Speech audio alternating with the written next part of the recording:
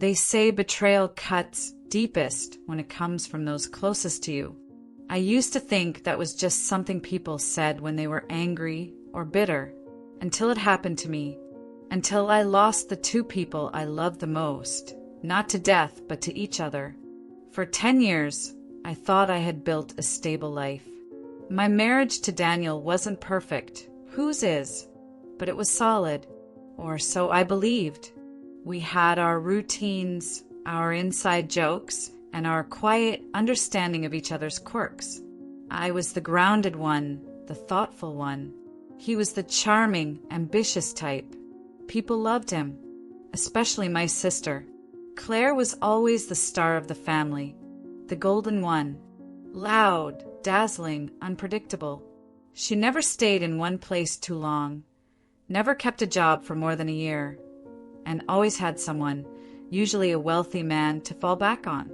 She'd blow into town like a storm and leave just as fast. But this time she stayed, and now I know why. I still remember the exact moment I knew something was wrong.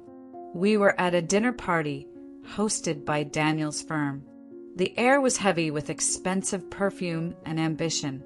Claire had arrived last minute, uninvited I might add, and Daniel had lit up in a way I hadn't seen in years. He laughed too loudly at her jokes, touched her arm too casually, and I saw it in her eyes, that look of triumph she always wore when she was about to take something that wasn't hers. 2 weeks later, Daniel told me he was leaving me. For Claire. He said it so casually, as if it were a business decision. You're stable, he told me. But Claire, she's exciting. I didn't scream. I didn't cry. I just nodded. And then I started planning. Because what neither of them knew was that I wasn't the one being discarded. They were. After Daniel left, everything felt muted. The house was too quiet, the days too long, and every surface still carried traces of our life together. But instead of falling apart, I focused. I let them believe I was devastated. It made what came next so much easier. Claire and Daniel didn't even try to hide it. They posted photos, attended events, flaunted their relationship like it was some grand love story instead of a slow-motion betrayal.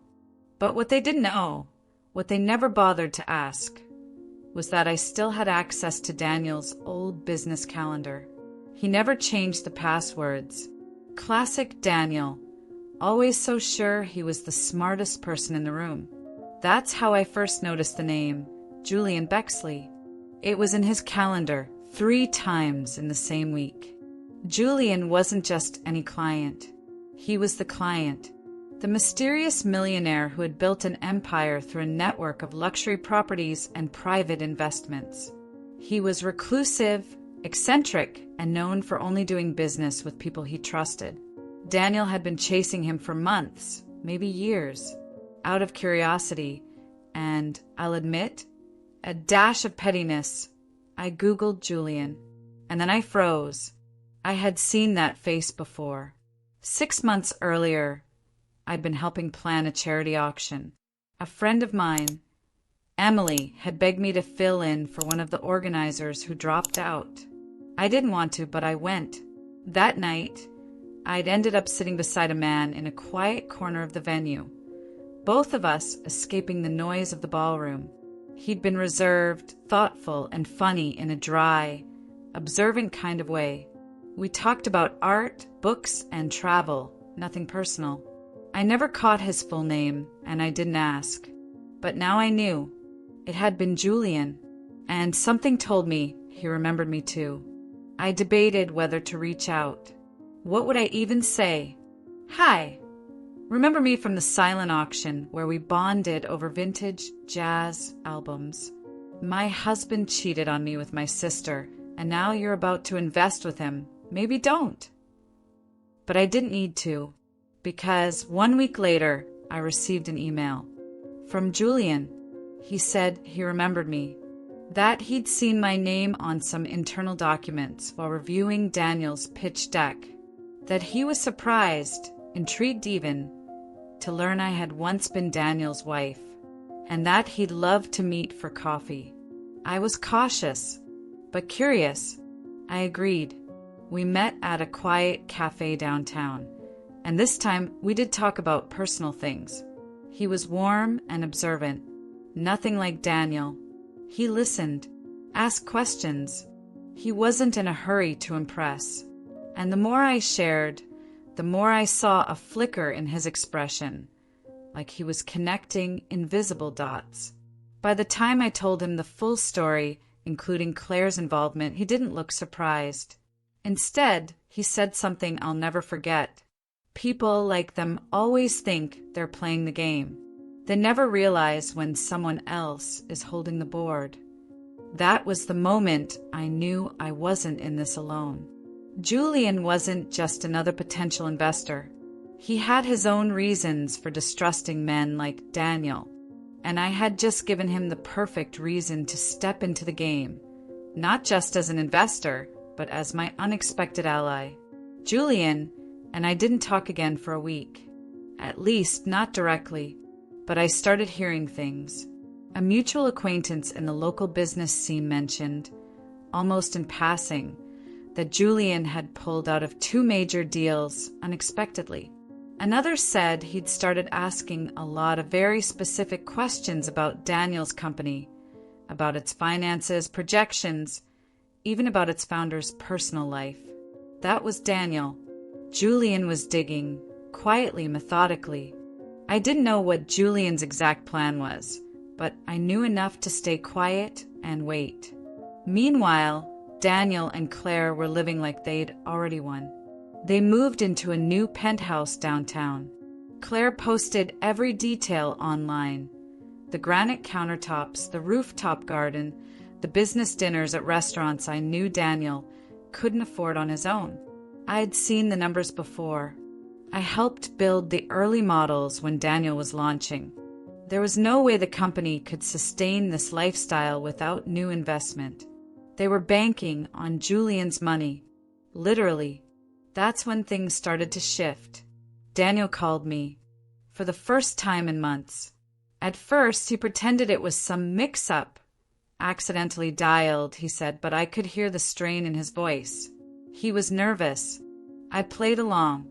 Let him ramble about business, the economy, the incredible opportunity he was about to lock in.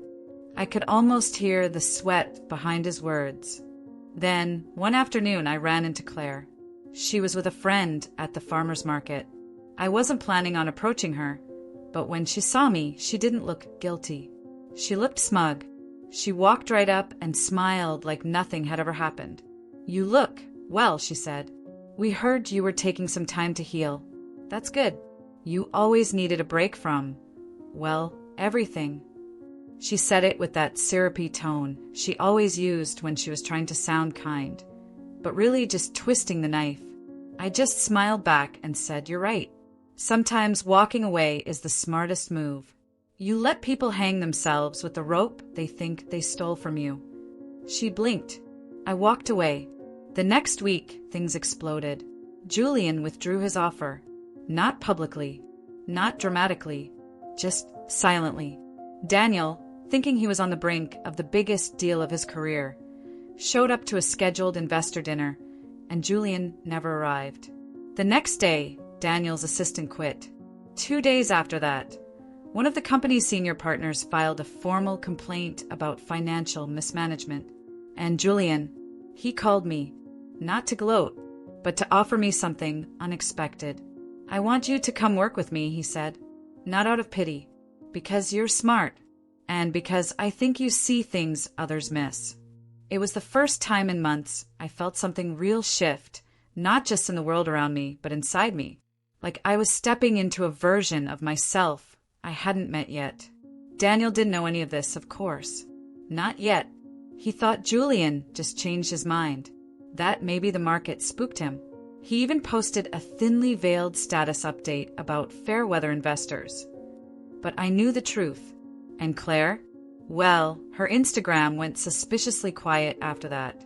The penthouse disappeared from her feed. So did the designer bags. Her smiles looked tighter, her eyes more tired. Something was unraveling.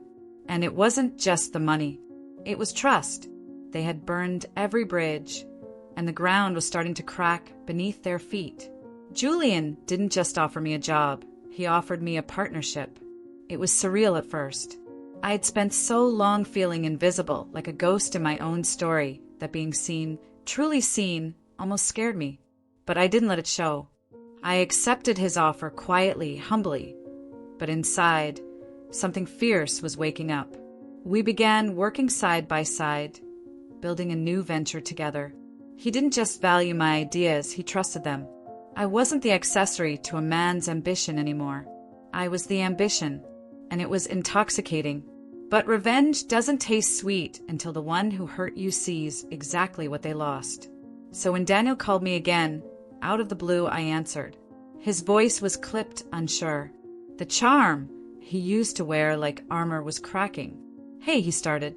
"I heard you're working with Julian now." I let the silence stretch, just a little. "That's right," I said. "He's brilliant. The kind of person who knows what real value looks like." There was a pause. I could almost hear his pride shrivel. "I thought you were done with all this, with business, with us." I almost laughed. "I was done, Daniel, but not in the way you think." Then he dropped the real reason for the call. The company was collapsing. Investors were fleeing, deals were crumbling, and there were whispers of a legal audit. Someone had started asking the right questions, questions about misuse of funds, conflicts of interest, shady financial trails. And Daniel was running out of places to hide. He didn't ask for help outright, but his voice did, and I gave him nothing. Claire, meanwhile, had gone quiet. No posts, no public appearances, just rumors. A friend mentioned seeing her working at a boutique downtown, part-time. The woman who once called me just a housewife was now folding clothes behind a register. And yet a part of me hesitated. Was this justice or cruelty? That question haunted me more than I expected. Because when you spend years being hurt, forgotten, betrayed, you start confusing revenge with healing. One night, I sat across from Julian in our office. We were reviewing projections when he stopped and looked at me. "You okay?" he asked. I nodded, then shook my head. I thought making them fall would fix everything. But now that they're falling, I don't know. It just feels quiet. Julian leaned back. "That's because healing isn't loud," he said.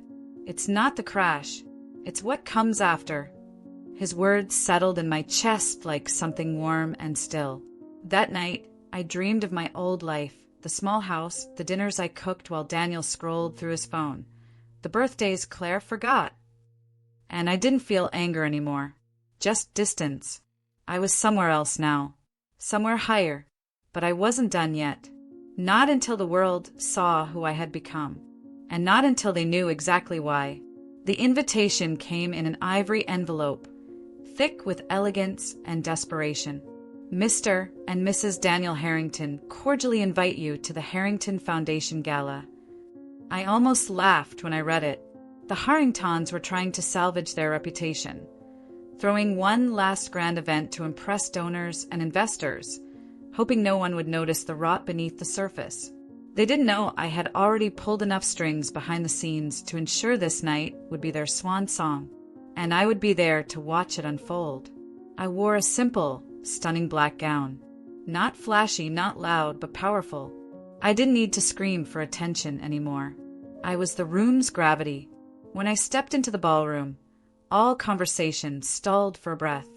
And then, quietly, eyes began to follow me. Daniel stood by the bar, fake smile plastered in place. Claire was by his side, looking like someone playing dress-up in a life that no longer fit.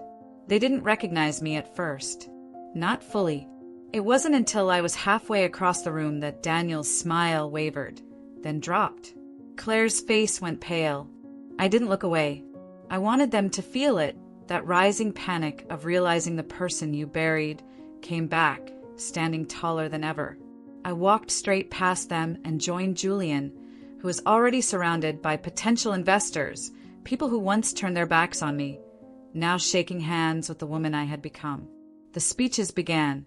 Daniel took the stage, voice trembling slightly, trying to rally the room with talk of vision and integrity. He looked so polished, so hollow. Then Julian was invited up.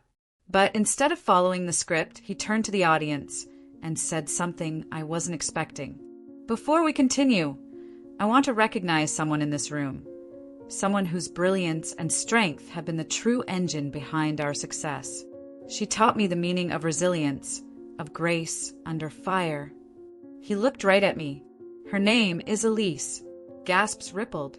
My name, spoken aloud in that room, landed like thunder.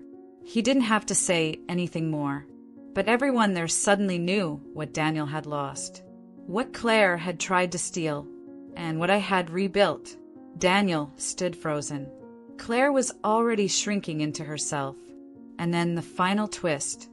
I had arranged for a group of investigative journalists to receive a full dossier that very night. Every shady deal, every hidden asset, every falsified report tied to Daniel's name. An exposé was going live by morning. The foundation would crumble. The empire he built on betrayal would fall. And I didn't have to raise my voice once. As the night wore on, I stood by the window overlooking the city skyline. Julian joined me, 2 glasses of champagne in hand. Do you feel it? He asked. What? Peace. I let out a slow breath. For the first time in years, my shoulders weren't carrying the weight of proving my worth. I didn't feel broken. I didn't feel rage. I felt free. I turned to him, raised my glass. To beginnings, I said. To your beginning, he corrected gently. And we toasted, not to revenge, not to endings, but to everything still ahead of me. When I think back to that first night alone, standing in a silent apartment, feeling like my world had just caved in, I don't see weakness anymore. I see the beginning of someone who had to lose everything to remember who she really was. I used to believe that love meant sacrifice, that if someone hurt you, maybe it was your fault. Maybe you were too much or not enough. But the truth is, people like Daniel and Claire don't destroy you because you're weak. They do it because they know you're powerful, because they can't bear to watch you shine in a way they never could. Julian saw something in me long before I saw it in myself. He didn't rescue me. He simply held up a mirror and reminded me I was never broken, just buried beneath years of manipulation, guilt, and silence. That night, after the gala, I stood on the rooftop of my new apartment. The city lights stretched out below like a second sky, and I realized I wasn't angry anymore. Daniel and Claire were still clinging to a throne made of lies, desperately trying to hold together a version of life they stole. But I didn't need revenge anymore. I had something better. I had peace. I had freedom. And most importantly, I had me, unfiltered, unafraid, and unshakably whole.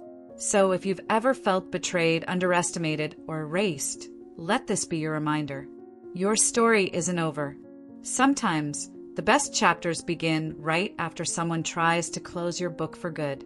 You don't have to scream to be heard. You don't have to fight dirty to win. You just have to rise, silently, steadily, and let the world see what they tried to bury. And if you're still with me now, thank you for listening. If this story made you feel something, if you saw a piece of yourself in mine, I'd love for you to subscribe and join me in the next chapter. Because trust me, this is only the beginning. Until next time, stay strong, stay quiet, and keep rising.